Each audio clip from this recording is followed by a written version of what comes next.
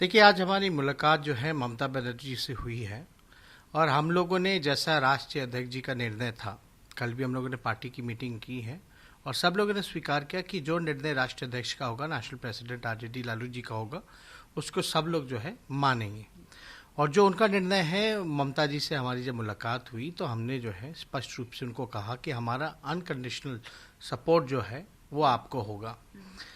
क्यों होगा? क्योंकि आप जान रहे कि बंगाल का अलग पहचान है, सभ्यता हो, संस्कृति हो, भाषा हो या यहाँ की जो भाईचारा हो, उसको बचाने के लिए स्वतंत्र लोग, इंडिपेंडेंट लोग जो हैं वो स्वतंत्रता रहे यहाँ।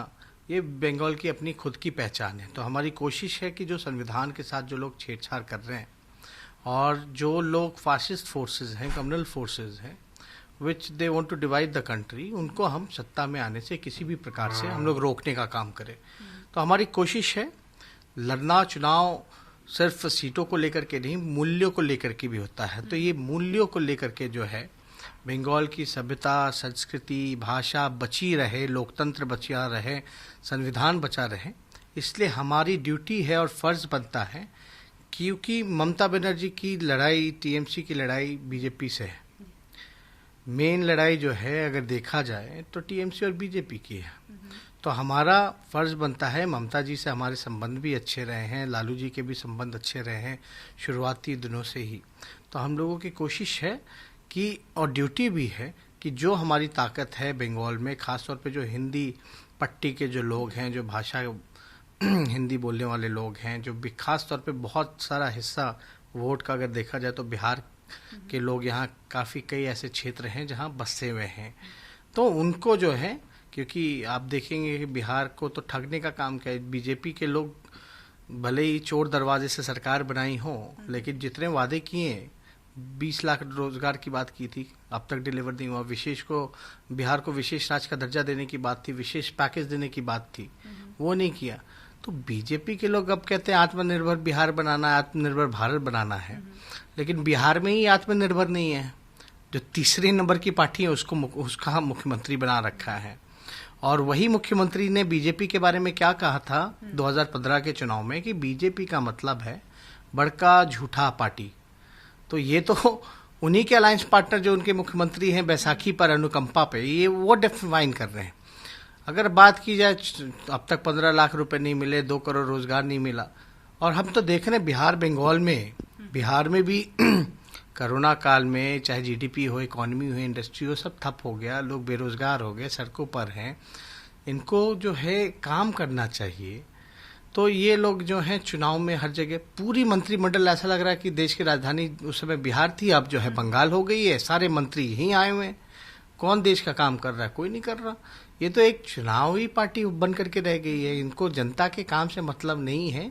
बीजेपी के लोगों को, इनको बस बाय हुक और बाय क्रुक किसी भी प्रकार से इनको जो है चुनाव जीतना है।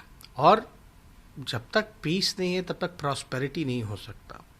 आज देखिएगा जहाँ जहाँ शांति है, जिन जिन देशों में, वहाँ कितना बड़ा डेवलपमेंट हुआ है। लेकिन यहाँ जो हमारी जो ड्यूटी है, और जाहिर सी तौर पे हम लोग चाहते हैं कि ममता बनर्जी को हम लोग जो है समर्थन करें। सीट 1, 2 सीट, 3 सीट लड़के भी हम क्या करेंगे? तो हमारा जो फुल सपोर्ट है। अब ममता जी ने भी बिहार के चुनाव में एक भी कैंडिडेट बिहार में नहीं दिया, बल्कि उनका पूरा सपोर्ट जो था हम लोगों के ऊपर था। तो हम लोगों ने, जो हमारी ड्यूटी है, जो हमारे मूल विचारधारा है, उसके लिए, लोकतंत्र को बचाने के लिए, संविधान की रक्षा के लिए हम लोगों ने टीएमसी को समर्थन किया।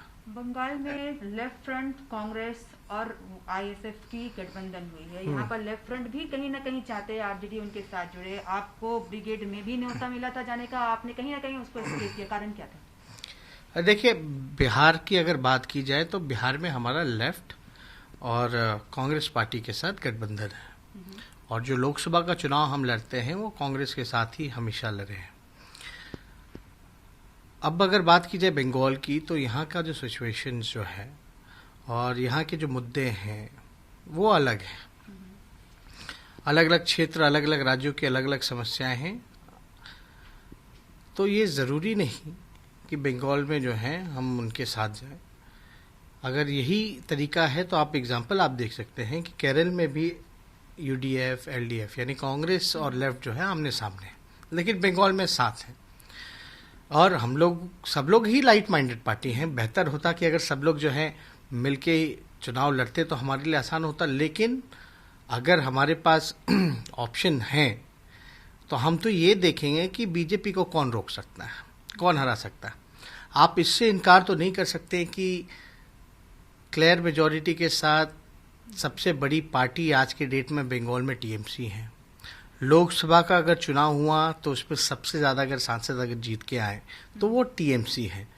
तो जो मजबूत है, जिसका ताकत है, जो कम्युनल फोर्सेस को रोक सकता है, तो हमारी ड्यूटी बनती है उनको कमज़ोर ना करके उनको और मजबूत करना। तो इसलिए हमने कहा कि जहां हमारी ज़रूरत पड़ेगी कैंपेन में, ममता जी ने भी कहा कि कैंपेन में आने के लिए हम ज़रूर आएंगे और उनको मजबूती देने का काम करेंगे और अपने लोगों को सच्चाई बात जो है वो रखेंगे। लेबर का जो इशू था कोरोना के लॉकडाउन में, आपने देखा होगा क्या स्थिति थी। सरकार का मिसमैनेजमेंट की वजह से कई लोगों ने अपनी जान को खोने का काम किया। तो हम लोगों की कोशिश है कि जब बुरे वक्त में जो लोग काम नहीं आए, ममता जी को हम लोगों ने देखा सड़कों पे उतरी हुई थी, लॉकडाउन के पीरियड में भी एक एक चीज़ों का इंतज़ाम देख रही थी। और तो हम लोगों का फ़र्ज़ बनता है कि ऐसे पार्टी को मजबूत करें जो जनहित और जन कल्याण के लिए जिसने काम किया हो। और आप बता दीजिए, बीजेपी इतनी बड़ी पार्टी है, बारात लेके आई हुई है बंगाल, सारे केंद्र मंत्री, इनका दूल्हा कौन है?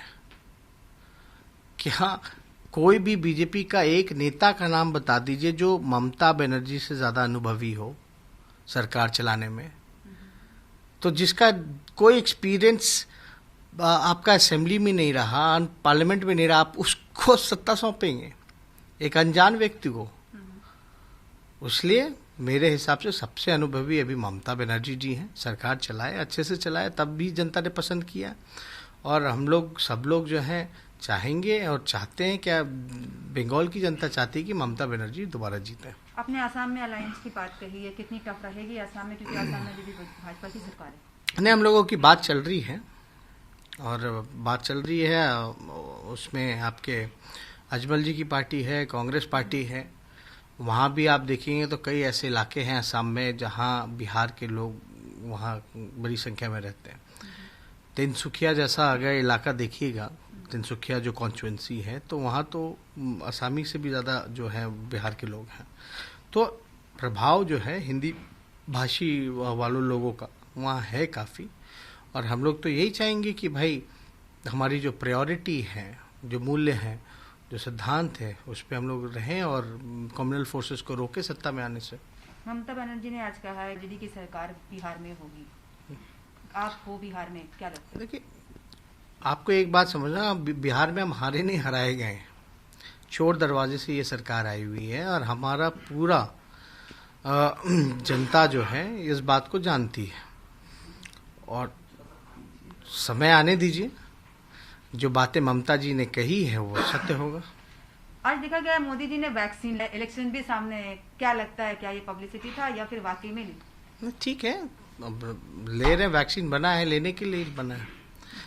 पहले फेज में जो था वो कोरोना वॉरियर्स जितने रहे हैं उनके लिए था, और दूसरे फेज में जो आपके जनप्रतिनिधि हैं या 50 साल की उम्र से ज़्यादा जो लोग हैं उनको वैक्सीन लेना, तो जाहिर सी बात है 50 साल से ज़्यादा की उम्र के हैं तो वैक्सीन तो लेंगे। आने वाले दिनों में हम देखेंगे आप बंगाल में कैंपेनिंग कर रहे हो विधानसभा चुनाव में ममता जी को लेकर।